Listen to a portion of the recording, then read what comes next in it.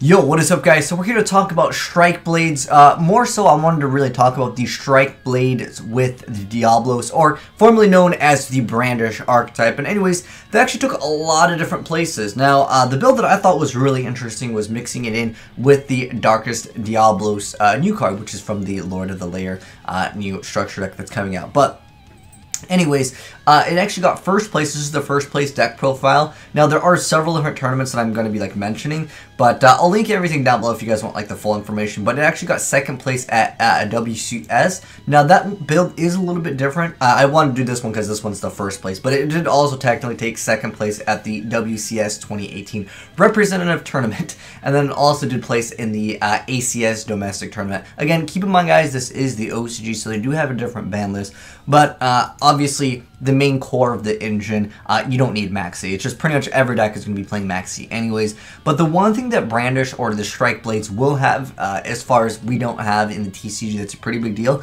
is Upstart Goblin. And it's not just because you can run less cards. And if you are wondering why the heck would someone play 41 cards but play 3 Upstart Goblins, it's because the Brandish or the Strikeblade archetype is all about having at least 3 or more spells in your graveyard. It doesn't matter what they are. They don't have to be Brandish or Strikeblade cards. It just requires you to have spell cards, so you want to just get more cards in the graveyard just early on. In fact, the second place deck was actually running Toon Dark Magician as well as Toon Table of Contents, and it's just so they can put those cards on the graveyard. So and that one is the second place one that was at the WCS. That one did play Toon Tables, but I don't really know how I feel about Toon Table. Honestly, it can be a really bricky card, let's be honest here, especially if you were to mix in with cards like Pot of Desires and you banish the Toon Tables. It can get kind of weird. But anyways, I've ranted long enough, but let's go ahead and get started with the deck profile. And I'll explain stuff because I actually did cover both of these decks already. But anyways, I might get some gameplay later on down the week or something like that when I do a live stream. By the way, if you're not following me on Twitch, link will be also in the description box because I might try out this deck because it seems very interesting. So if you guys didn't know, Darkest Diablos, Lord of the Lair, has the ability to be summoned. If a dark monster you control is tributed, you can just special summon it from the graveyard. It also has another effect where you get to tribute a dark monster and your opponent places one card from their hand on either the top or the bottom of the deck. That effect still technically can be used, but it's more so just to get a 3000 attacker for basically free, and it can reoccur, meaning it will come back. And that combos really well with the Brandish or the Strikeblade Maiden Ray.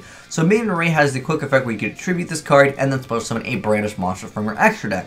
And then the Brandish extra deck monsters make it so, well, I guess technically it's this card. This card has the effect where if a face-up Brandish Maiden Link monster you control is destroyed by battle or leaves the field because of an opponent's card effect, while this card's in your graveyard, you can special summon this card. You can only use each effect of it once per turn. So basically, when you re-special summon this card because the Link monster goes away, you can re-summon her, then activate her quick effect to then tribute, and then you obviously can get a different one. Now, you can't infinitely loop it in the same turn because it says you can only use each effect of it once per turn. So what it still allows you to do, though, it lets you get out the Darkest Diablos again, and being able to get this card out essentially twice is pretty big because it's got 3000, and also your opponent cannot tribute this card.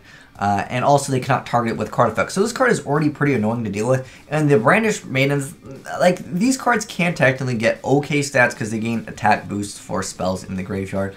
But for the most part, you're going to rely on your spells to kind of protect these cards. And then obviously you have May to re-bring out the Diablos. So basically you'll have this and this. That's basically what happens in majority of duels. And this card already is a card that they want to tribute anyways, because they want to get rid of this card ASAP. Well, it's more so getting rid of the Link monsters, but then this card comes back and it brings back another card. So you guys get the idea of it. So basically this and this is going to be the main win condition of the deck, in addition to, of course, all the spells that the Strikeblades or Brandish Maiden have. But anyways, on with the deck profile now. We've got 2 copies of Darkest Diablos, and we have 3 copies of Brandish Maiden Ray. Now, at the moment, there's only 1 monster that this deck has, not counting the Link monsters. In the main deck, there's only 1. Now, there's another card, Blackwing Steam the Cloak. This card is actually pretty interesting. So whenever it leaves the field, you can just special summon 1 token, but then if this card is in your graveyard, you get to tribute 1 monster to special summon this card from the graveyard. You can only activate this effect once per duel, but it's really good. If you use that Synchro material, which you're more than likely not not going to. All the other materials must be Blackwing monsters, but for the most part, that's not going to be too relevant. It's just mostly that you're able to actually tribute a monster to special summon it, which will then, of course, get your Darkest Diablos. Then we have lots of hand traps. I mean, we're talking 3 copies of Ash Blossom. We're talking 1 Ghost Ogre and 2 copies of Ghost Reaper. And obviously the extra deck, there's going to be cards that you'd be like, well, what the heck, you're not going to make this. But it's mostly like these 2 cards over here is what you're going to be using the Ghost Reaper for. Then we have 3 Maxi. Like I said, you can easily replace this in the TCG for other things. If you want to run the Toon Table build, well, then you're really good to go. You can run Toon Tables as well as Allure of Darkness. That one was in the 2nd place build. But again, when we want to go over the 1st place build here. But it definitely shows that this deck is just not like just hype. It is actually a pretty decent deck. But sometimes you can break with this deck. That is definitely a thing. But next up, we got Harvey's Feather Duster. 1 copy of the Brandish Skill Jamming Wave. So most of the effects, in fact almost all of the effects, if you have 3 or more spells in your graveyard, you can get an additional effect. Now this is relevant for all the cards at the moment, so I'm not going to mention that again. But basically, if you control no monsters, you get to target 1 set spell or trap on the field, destroy it. But if you got 3 or more, you get to actually destroy 1 monster on the field. Then we have Rhoda to search off, of course, your Brandish Maiden Ray. Then we have 2 copies of Desires, 3 copies of Startup Engine. So this one lets you add a Brandish, but you got the triple, you get to draw a card. This is actually one of the best cards in the deck. And, well, it's the Startup Engage. It's what really sets up the deck. Then we have triple copies of Upstart. Again, this is the main reason why we're playing multiple copies of Upstart, is so we can obviously get more spells in the graveyard. It's probably the easiest way to get cards in the graveyard. Then we have Foolish Burial. So just send 1 monster from your deck to the graveyard, which is more than likely going to be this. It can also be Steam Cloaked, technically. And then we have 1 Afterburner. And interesting enough, this deck actually isn't playing some of the cards that a lot of other Brandish decks are playing. There's no field spell in this version of the deck. But Afterburner lets you target a face-up monster and destroy it. But if you got 3, you get to destroy a spell or trap on the field. Pretty good stuff indeed. I actually like this card a lot. I think it's just really strong because it's just 1 spell trap. The other one like gets rid of like face downs. Yeah, this one is just destroy a spell or a trap. And then we have 3 cards of Designator from the Grave. This card has gotten really popular. I'm sure a lot of you guys have already seen this card see a lot more play. And the reason why it's so good, guys, is it actually stops hand traps as well as just anything that would be like I'm getting something out of the graveyard. And in addition to that, you could actually get rid of the Maiden Ray, because sometimes this is all they need is just 1 copy of Maiden Ray, and it causes so much problems. But if you just get rid of it early on, then you're going to be good to go, because, well, they're not going to be able to bring it out because there's going to be none in the grave. And this deck can, I would say, fall apart really fast because, well, that's just the way the archetype works. But also, this is just a fantastic card against a lot of different decks because the graveyard is basically partially like your hand in some decks. Next up, we have 3 copies of Brandish Mecha Hornet Bit. So this is a quick play spell card that lets you activate it if you control no monsters. You get to special summon a Brandish Maiden token. Defense position, but it cannot be tributed. But if you have 3 more, its attack and defense become 1500, which is actually the same stats as Maiden Ray. I hope we get more of the archetypes like support, because as of right now, like there's hardly any monsters. It's all about their spells, but the deck is still actually topping. Like I thought this deck was like meh. Like I thought like it had some potential, but like it was just too new. But apparently people are topping with it right now, so that's pretty crazy.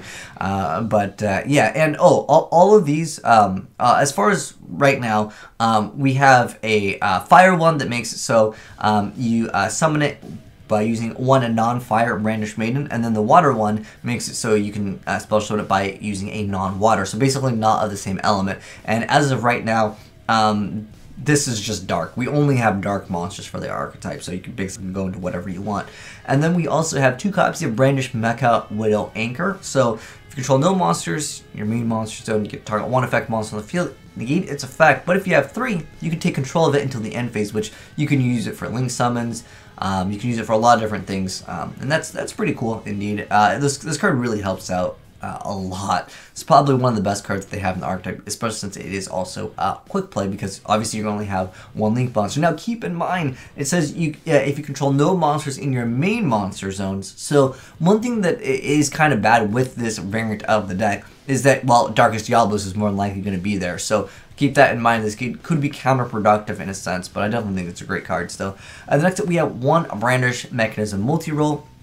This is going to go ahead and allow you to target one other card you control, you send it to the graveyard, and also your opponent cannot activate cards with effects in response to your spell card activations this turn. So basically, you're able to do whatever you want that turn. I thought this card was super OP at the start, but it's really not that OP. But once per turn during the end phase, you can set Brandish spell cards with different names from your graveyard to your field up to the number of Brandish spell cards you activated this turn while this card was face up on the field. Banish one lose field. I thought this card was like super broken. Like I said, it almost reminded me of Spell Withdraw. Like you just activate all of them, then you get to reset all of them, but it's like the different ones. It's still a pretty decent card, and it can just give you an instant win for sure.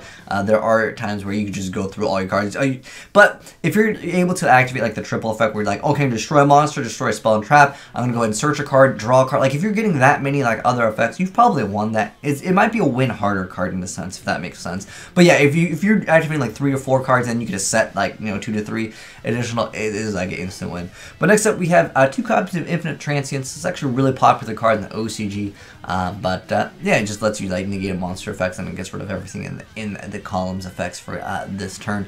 Then we have 2 copies of Solemn Strike. For the extra deck, we got 1 Wonder Red Edition, 1 Topologic Bomber Dragon, 1 Boreload, 1 Trisbania, 1 Unicorn, 1 Phoenix, Electrum, Needle Fiber. Again, keep in mind, a lot of these cards are actually used simply due to the effect of Ghost Reaper. And then we have triple copies of Maiden Kagari and triple copies of Maiden Shizuku.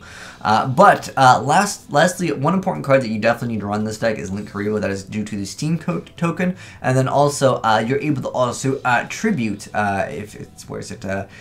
contribute 1 level 1 monster to special summon this card, and that will actually proc the card effect of Darkest Diablos. It's something you'll only be able to really utilize once unless your opponent gives you something, but it's definitely better to have it and not need it than to need it and not have it indeed. But that is the Strikeblade Diablos deck, as well as just kind of just what people are running in the OCG. There are a lot of different builds. There are ones that play more copies of the Darkest Diablos, but this one did take first place, and I assume you guys want the first place over the second place one. The second place one they only played in 1 raid, which I thought was crazy, and they took second place at the WCS.